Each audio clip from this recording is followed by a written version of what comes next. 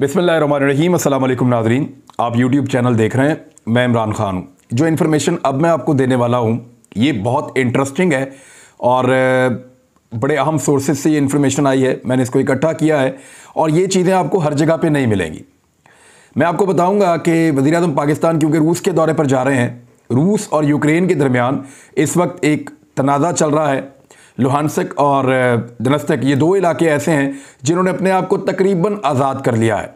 ये रूस के साथ जुड़े हुए दो एरियाज़ हैं। ये अपने आप को अब आज़ाद रियासतें कहते हैं। रूस ने तीन तरफ से इस वक्त यूक्रेन को घेरा हुआ है। रूस कहता है कि वो एक जंग में नहीं जाना चाहता, सिर्फ यूक्रेन बाज रहे नेटो का हिस्सा बनने से, और अमेरिका और मगरबी ममालिक इस जगह पे अपने हथियारों को या फौजियों को ना लेकर आए। दूसरी जानिब अमेरिका ये कहता है कि लड़ाई का माहौल बना रहे ताकि रूस और रूस से जाने वाली गैस ये यूरोप की तरफ ना जाए, यानी रूस की जो गैस है पाइपलाइन से वो यूरोप की तरफ ना जाए। यूरोप जो प्रोडक्शन करता है वो महंगी हो जाए और उसका फ़ायदा मार्केट में अमेरिका को पहुंचेगा। इसमें जो नुकसान है वो रूस का और यूरोप का ज़्यादा होगा। अमेरिका का इसमें नुकसान नहीं होता। अगर लड़ाई भी ना हो और सुलह भी ना हो तो इसमें अमेरिका का फ़ायदा है। अगर लड़ाई होती है तो इसमें भी अमेरिका का नुकसान है, और अगर सुलह होती है तो इसमें भी अमेरिका का नुकसान है। तो वो सूरत हाल को जूं का तूं लटकाना चाहता है। रशिया अगर लड़ाई कर लेगा तो फिर भी उसको कुछ ना कुछ तो गेन करेगा। वो कम से कम वो इलाके तो ले लेगा या नेटो को धकेल देगा। और अगर वो लड़ाई नहीं करता, सुलह करने में कामयाब हो जाता है, यूरोप के साथ और नेटो के साथ उसके मामला तय हो जाते हैं, तो वहां पर भी रूस को एक कामयाबी मिलेगी। यूक्रेन कितना इंपॉर्टेंट है। वज़ीर-ए-आज़म पाकिस्तान यूक्रेन जा रहे हैं। पाकिस्तान की इंटरनल पॉलिटिक्स ये चल रही है कि पीपल्स पार्टी ने ये ऑफर दिया है और ये तजवीज़ दी है अपोजिशन को कि इमरान खान साहब रूस के दौरे पर हों और पीछे से तहरीके अदम एतमाद जो है वो पेश कर दी जाए। तो इसके ऊपर अभी तक नून लीग ने और फजलुर रहमान ने जवाब नहीं दिया। फजलुर रहमान से अभी जब मैं वीडियो रिकॉर्ड कर रहा हूं तो आसिफ अली जरदारी की मुलाकात हो रही है। ये वीडियो आपके पास ज़रा देर से पहुंचेगी क्योंकि मैं काफ़ी दूर दराज इलाके में हूं, यहाँ इंटरनेट का भी थोड़ा प्रॉब्लम है और आप तक वीडियो पहुंचाने में काफ़ी दिक्कत का सामना करना पड़ रहा है। लेकिन फिर भी, और यहाँ मैं क्यों आया हूँ ये भी आपको बताऊंगा, लेकिन फिर भी मैं यूक्रेन के बारे में आपको कुछ ऐसी चीज़ें बताऊंगा जो इससे पहले आपको नहीं पता होंगी। हैरत अंगेज ऐसे फैक्ट्स जो आपको हिलाकर रख देंगे। ये आज के वीलॉग में अब से चंद मिनट के बाद मैं आपको बताऊंगा, लेकिन पहले आप ये सुन लें कि अपोजिशन ने राब्ता शुरू कर दिया है आईनी माहिरीन से, और वो उनसे जानना चाहते हैं कि अगर इमरान खान साहब के खिलाफ अदम एतमाद का ऑप्शन है तो दीगर ऑप्शंस और कौन कौन से हैं। देखिए, इमरान खान साहब इस वक्त जिस जगह खड़े हैं वहां पे उनके पास लगभग कुछ 8-10 लोग ज़्यादा हैं। 8-10 लोग उनके पास ज़्यादा हैं और 8-10 लोग जो हैं, तकरीबन 10 लोग अपोजिशन के पास कम हैं। इस पोजीशन पे इस वक्त इमरान खान साहब खड़े हैं। अगर इमरान खान साहब के 10 लोग इस्तीफा दे देते हैं, आईनी माहिरीन ने अपोजिशन को बताया कि अगर पीटीआई के 10 लोग उनसे नाराज़ होकर इस्तीफा दे देते हैं अपनी नशिस्तों से, और उनसे ये वादा कर लेती है अपोजिशन कि वो उनको टिकट दे देगी अगले इंतखाबात में, और उनको तहरीक इंसाफ का टिकट नहीं चाहिए अगले इंतखाबात में, और वो 1 साल पहले इस्तीफा दे देते हैं कौमी असम्बली से, तो फिर नून लीग उनको अपने टिकट पे इलेक्शन लड़ाएगी। अगर ज़िमनी इलेक्शन हुआ तो तब भी, और अगर जनरल इलेक्शन दोबारा आया तो तब भी नून लीग अपना टिकट देगी। तो इसके ऊपर आईनी माहिरीन ने यह बताया तो फिर इमरान खान साहब अपनी सादा अक्सरियत खो देंगे, और ऐसी सूरत में अपोजिशन उनको यह कह सकती है कि आप एतमाद का वोट लें। लेकिन एक और इंटरेस्टिंग फैक्ट भी है जो दूसरी राय आई कि एतमाद का वोट उतने लोगों से लेना होता है जो उस वक्त की स्ट्रेंथ होती है कौमी असम्बली की। यानी अगर 10 लोग कम हो जाएंगे इमरान खान साहब की जमात में से, तो फिर इमरान खान साहब के पास फिर भी अपोजिशन की निस्बत स्ट्रेंथ ज्यादा होगी, तो ज्यादा इस्तीफे उनको चाहिए होंगे। इत्तेहादी मान नहीं रहे, तो डिफरेंट ऑप्शंस के ऊपर गौर कर रहे हैं। और एक और चीज भी है कि अगर स्पीकर कौमी असम्बली इस्तीफा मंजूरी नहीं करते, देन व्हाट, फिर क्या होगा और फिर किस तरफ जाएगी अपोजिशन। तो वो सर पकड़ के बैठे हुए हैं कि कैसे इमरान खान को काबू करना। ये तजवीज़ आई है कि जब वो रशिया गए हों पीछे से काम दिखा दो। अब इमरान खान साहब रशिया जा रहे हैं। रशिया ये तवक्को करेगा कि इस मौके पर इमरान खान साहब कम से कम यूक्रेन के बारे में रूस के मौक़िफ़ की हमायत करें, और पाकिस्तान ये तवक्को करेगा कि कम से कम कश्मीर के मामले में रूस पाकिस्तान के मौक़िफ़ की हमायत करे। रूस ये जानता है कि भारत एक बहुत बड़ा मुल्क है, एक बहुत बड़ी मंडी है, उसकी आबादी भी रूस से ज़्यादा है और रूस के साथ उनके बड़े पुराने ताल्लुकात हैं। रूस कभी भी भारत के साथ ताल्लुकात ख़राब नहीं करना चाहेगा। लेकिन क्या पाकिस्तान को रूस के साथ ताल्लुकात के लिए या उनके साथ ताल्लुकात को आगे बढ़ाने के लिए यूक्रेन के खिलाफ कोई बात करनी चाहिए? ये बात सुनने से पहले या इसके बारे में सोचने से पहले मैं आपको यूक्रेन के बारे में कुछ ऐसे फैक्ट्स बताता हूं जो इससे पहले आपको नहीं पता होंगे। यानी ये बड़ी सादा चीज़ें हैं, हमने आपके लिए इकट्ठी की हैं। नंबर 1, यूक्रेन जो है वो यूरोप का सबसे बड़ा ऐसा मुल्क है जो यूरेनियम पैदा करता है। पूरे यूरोप के अंदर सबसे ज़्यादा यूरेनियम पैदा होती है। आपको पता है कि एटम्स के लिए या जोहरी तवानाई के लिए कितनी ज़रूरी है यूरेनियम, तो नंबर 1 है पूरे यूरोप के अंदर। और यूरोप में दूसरे नंबर पे है, दुनिया में 10वें नंबर पे है यूक्रेन। टाइटेनियम के हवाले से ये बड़ी मजबूत और सख्त धात है, दूसरी धातों के साथ मिलकर भी इसको इस्तेमाल किया जाता है। सिल्वर कलर की है, आपने वो देखे होंगे बर्मास जो बनते हैं जिनको लगाया जाता है, वो भी उसके अंदर भी ये इस्तेमाल होती है।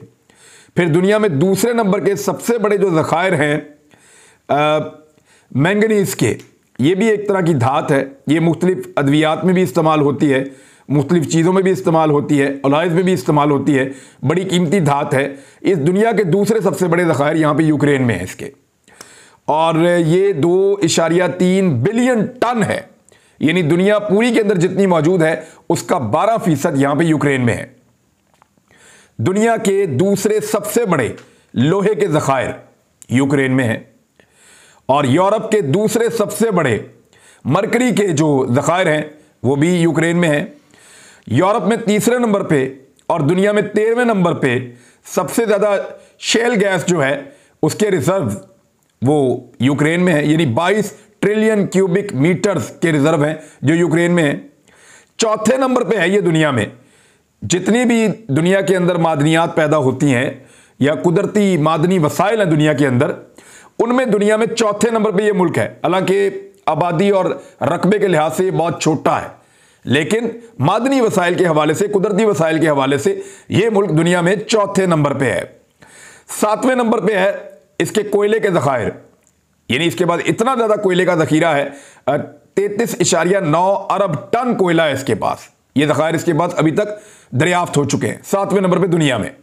ये एग्रीकल्चर कंट्री है, और यहां पे जो एग्रीकल्चर होती है शायद दुनिया में किसी और जगह पे इस लेवल की नहीं होती। उसकी कुछ वजह है।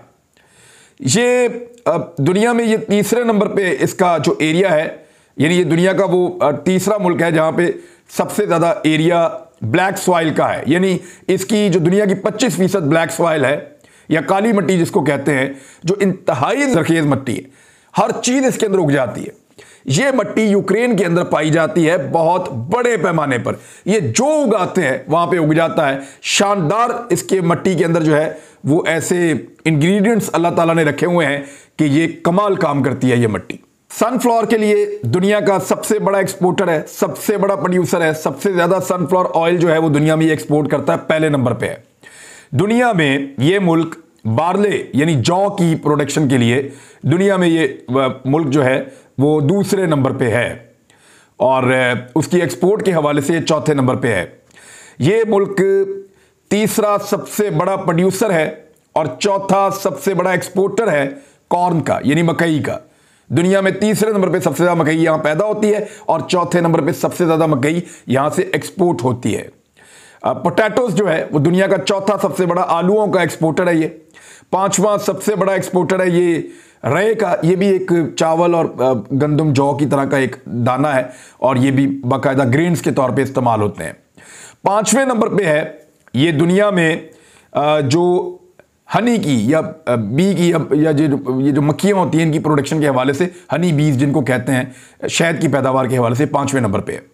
8वें नंबर पे है ये गंदम की पैदावार के हवाले से।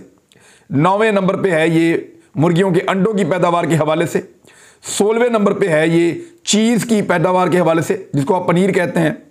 और 600 मिलियन लोगों के लिए ये खुराक पैदा करने की सलाहियत रखता है। और ये अमोनिया की प्रोडक्शन में पूरे यूरोप में पहले नंबर पे है।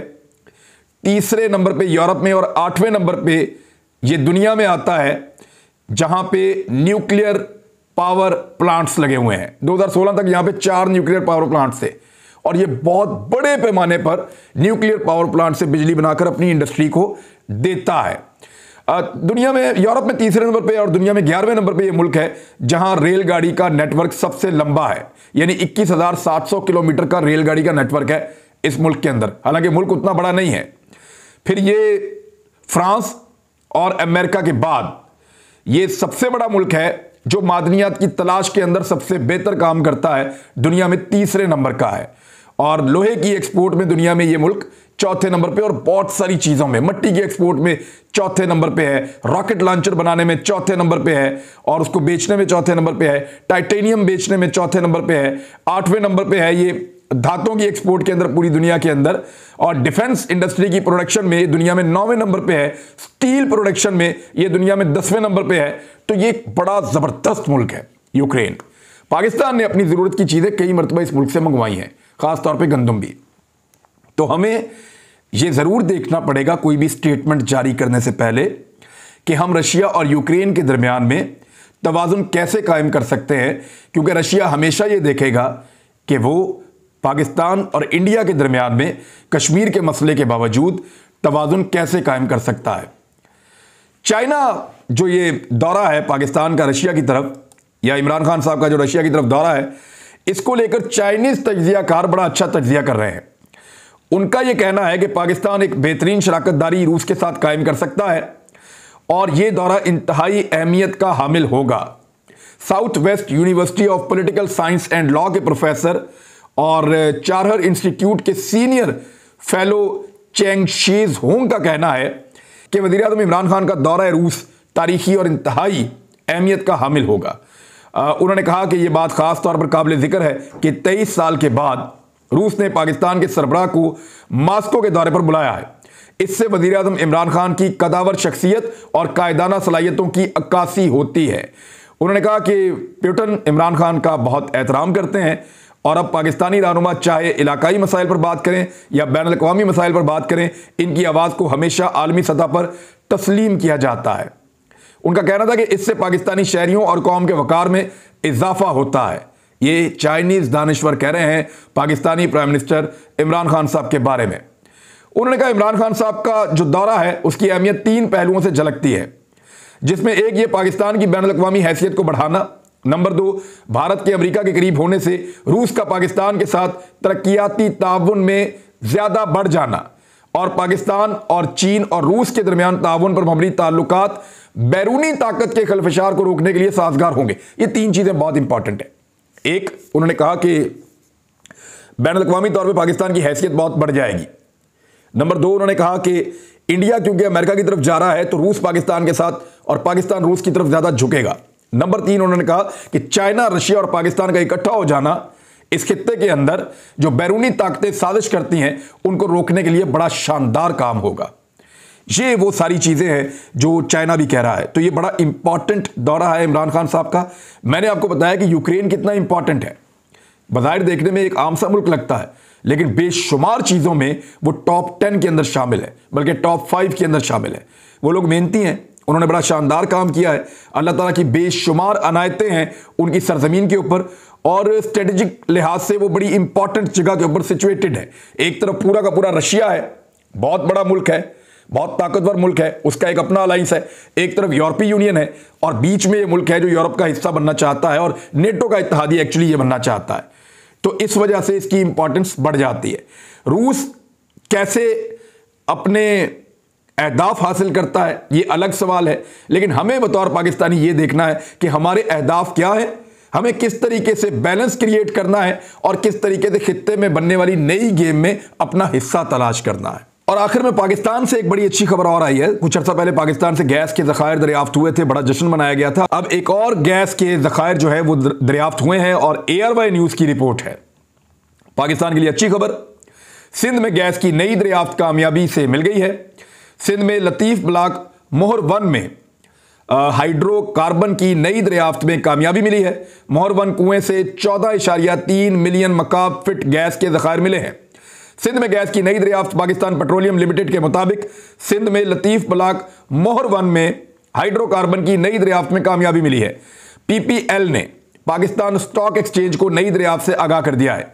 पीपीएल के मुताबिक लतीफ ब्लॉक में पीपीएल, ईएनआई पाकिस्तान लिमिटेड और यूनाइटेड एनर्जी पाकिस्तान की शराकत दारी है। इस कुएं पर लगभग 12,111 फुट गहराई तक खुदाई की गई है और उस पर यह दरियाफ्त हुई है गैस, और इस कुएं से 14.3 मिलियन मकाब फीट गैस के ज़खायर मिले हैं।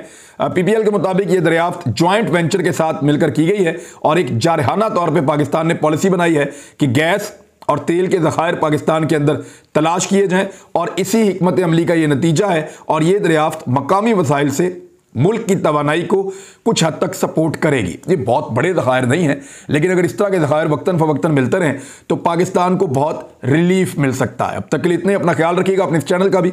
अल्लाह हाफिज़।